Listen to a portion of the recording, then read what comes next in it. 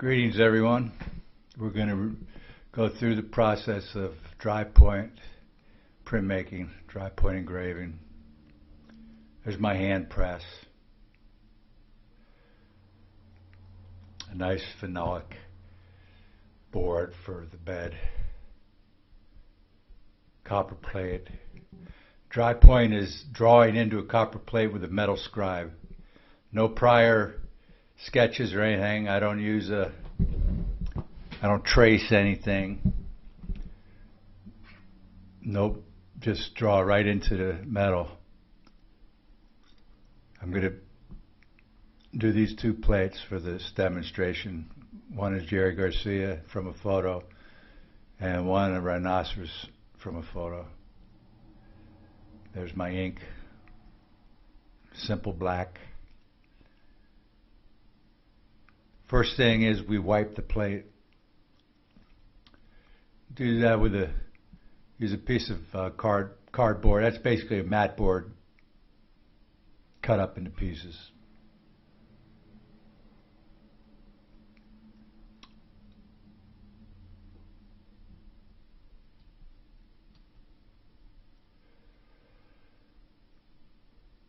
So just loosening the ink up a little bit. So where you put down the ink, spread it across the plate with the board. And where it goes, it'll fill all the lines. That's basically what you're doing. You're filling all the lines that you put in with the scribe.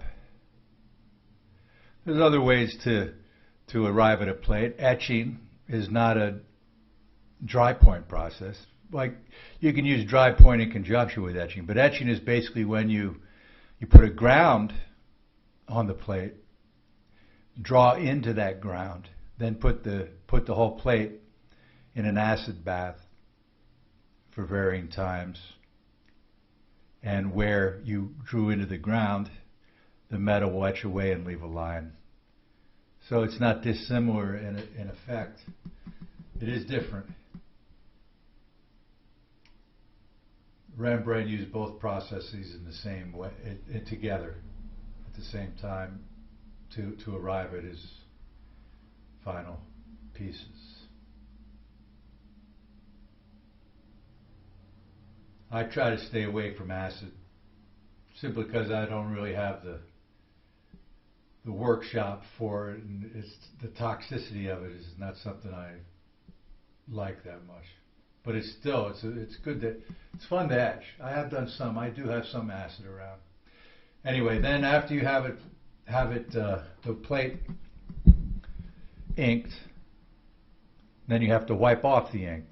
So you're wiping off the excess ink where the lines are that hold the ink. So the lines will hold the ink, and the other ink will be wiped off. And depending on how you wipe the plate now is a lot of how that final print is going to come out. Here with the rhinoceros, I've wiped the plate. The background space around the rhinoceros I've taken pretty much to white. It's not actually white, there's halftones through it. Here I'm finishing up the space around the rhino with a Q-tip. Q-tips come in quite handy to do some of the finer work when necessary. I don't always use a Q-tip. Like on the Jerry print, I don't use any Q-tips with that. But with the play of the rhinoceros, I do. I arrived at how I wanted to print this plate. So each time I ink it, I try to achieve the same basic effect in how I wipe that plate, which means basically I'm keeping the entire space of the rhino black here.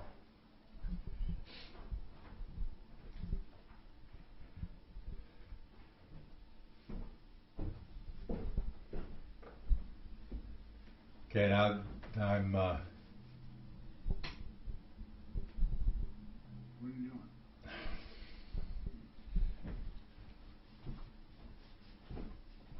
now here we're wiping the plate of Jerry, and doing some fine tuning on that plate now.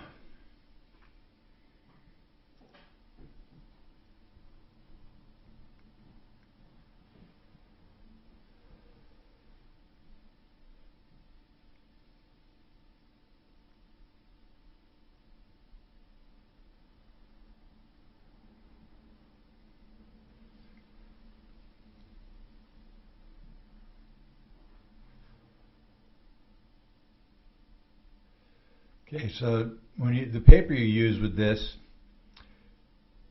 you soak in water, and so that's what I've done here. Drip it off, then you put it on the towel and dampen it, basically. Damp the paper with the towel to soak up the water, and then it's ready to be put on the plate.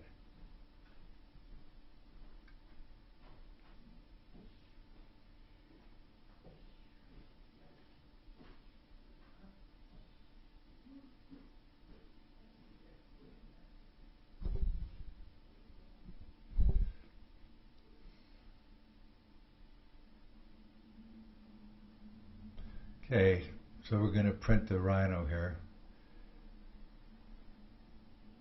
First, yeah, the paper being moist allows the ink to soak into that paper and allows the paper to receive the ink.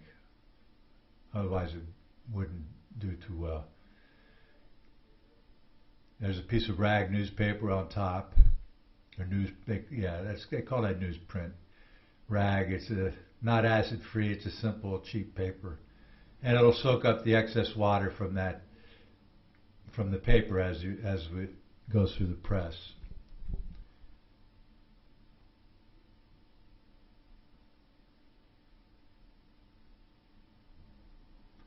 And I take it through twice here, one back and forth, and that gives me confidence that the ink will be transferred appropriately, given the personality of my press.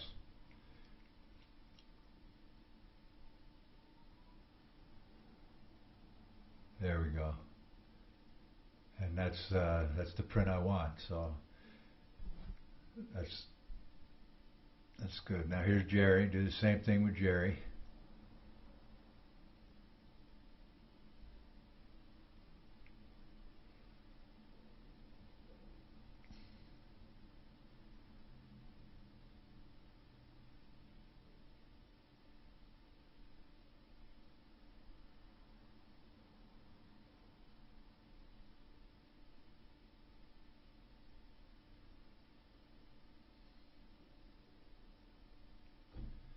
I use two thin felts for the blankets in my press here.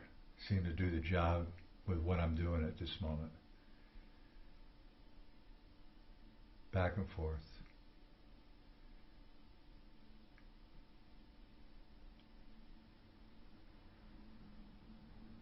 Not a great angle here, but in a second you'll get to see the print. And that came out pretty good. That's kind of where I want this print too. So there's the prints, the rhino.